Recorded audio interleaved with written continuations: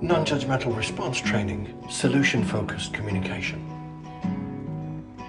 This is a short animation about judgmental behaviour and the massive part it plays in all our lives. But let's start by saying nobody likes getting into arguments. And the trouble is that we all really struggle to avoid them. That's because we've all grown up learning to first give a judgmental response instead of a response that would naturally help us avoid any conflict.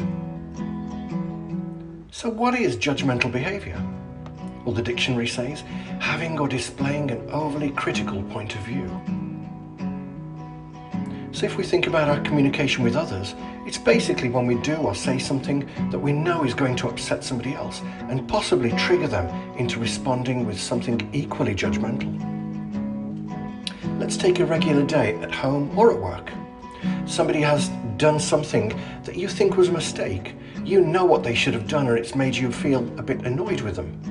A typical judgmental response might be, "That was a stupid thing to do. If you'd have done it the way I told you, this would never have happened." Now we know that this is judgmental because it's made the other person feel talked down to and humiliated instead of making them feel that we want to help. A non-judgmental response to the same situation would be to first focus on holding our own knee-jerk response that we know would upset the other person. We'd then look to try to connect with them instead of talking down to them, using empathy and understanding. Finally, once they can see that we've no intention of us upsetting them, they're so much more prepared to work with us in problem solving.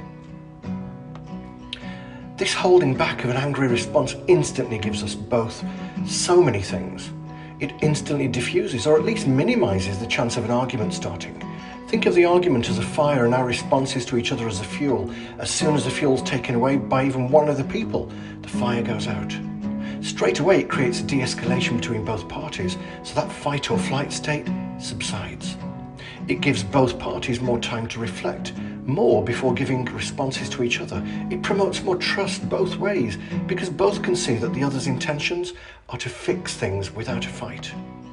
The non-judgmental response might be, "I can see you tried that and it's not gone the way you planned. You must feel pretty frustrated. I remember the same thing happened to me too, and I remember feeling exactly the same way. But let's work together. How do you think we can put it right?" Here we're still addressing the same mistake they've made, but we're first focused on validating their feelings, showing empathy, and only then offering our help to solve the problem. However, the critical part of problem solving is to always avoid blurting out the solution to them, as this can easily make them feel patronized.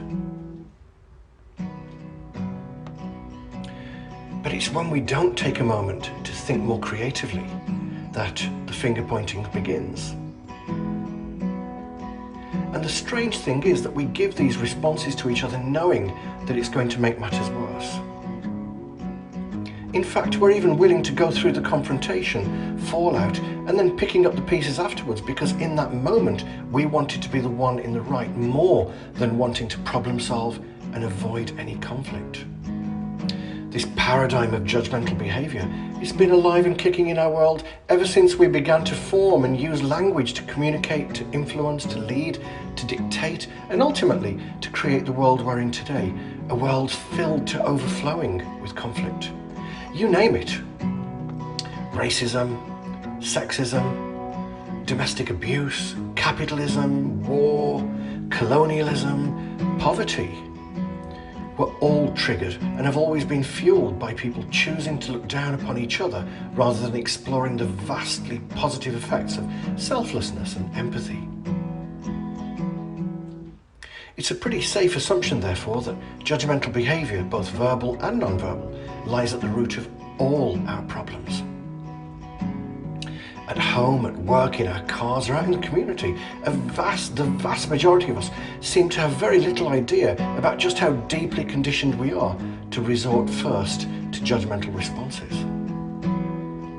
We seem to think nothing of the negative impact of this behaviour on our entire lives. Even our abuse of the planet is rooted firmly in our judgmental propensity to take what we want from Mother Earth without facing any consequences.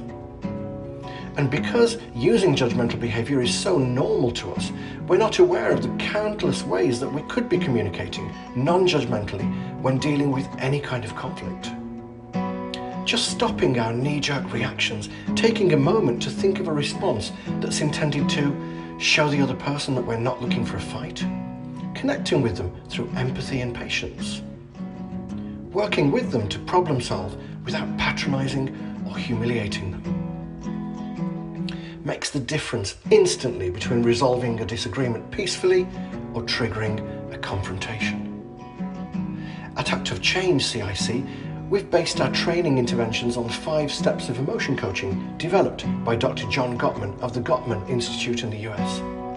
Their 5 steps are a culmination of more than 40 years of research into how adults and children engage best at times of high emotion. However, the 5 steps are designed more to be implemented after the period of high emotion, the confrontation or the incident, when the person's looking for a sympathetic ear, to problem solve restoratively. Our non-judgmental response training aims to complement and support emotion coaching by focusing on the moments where confrontations are triggered, offering guidance on how to stop that knee-jerk response that is all too often the cause of all conflict, and instead to think creatively in that moment. The non-judgmental response approach to avoiding conflict is stop. Stop our knee-jerk response that we know could trigger a confrontation. 2, connect. Think creatively of a response that's intended to show them we don't want the argument, but instead want to problem solve and bring them closer to us. 3, resolve. Focus on resolving the disagreement without words and expressions that could make the other person feel talked down to. Gottman's 5 steps of emotion coaching are: 1, awareness. Becoming aware that the other person is in an emotional state. 2, opportunity. Taking the opportunity to approach them to offer support. 3, label. Helping them to label their feelings. 4, validate. Validating their feelings and showing empathy. 5, limit. Placing limits on any negative behaviour or guiding them towards a solution to their problem through skillful questioning and connecting. Used together, both non-judgmental responses and emotion coaching provide us with a holistic approach to not only avoiding the triggers for confrontation, but also supporting another person to problem solve as well as acknowledging any negative behaviour themselves. Our new book, available for Amazon and all book retailers, explores just how vast the effects of judgmentalism are on the human race, written in an informal style, packed with humour and practical examples of how we could learn to be less judgmental in our lives. Am I judgmental? If I say you're judgmental, also gives us a glimpse of what our world might look like if we succeeded in creating a less judgmental society. For more information on our services, contact us at www.actofchangecic.co.uk. Follow us on YouTube at Non Judgmental Response Training, Twitter at Act of CIC, Facebook Act of Change CIC, TikTok Judgmental World, and Instagram Act of 2020.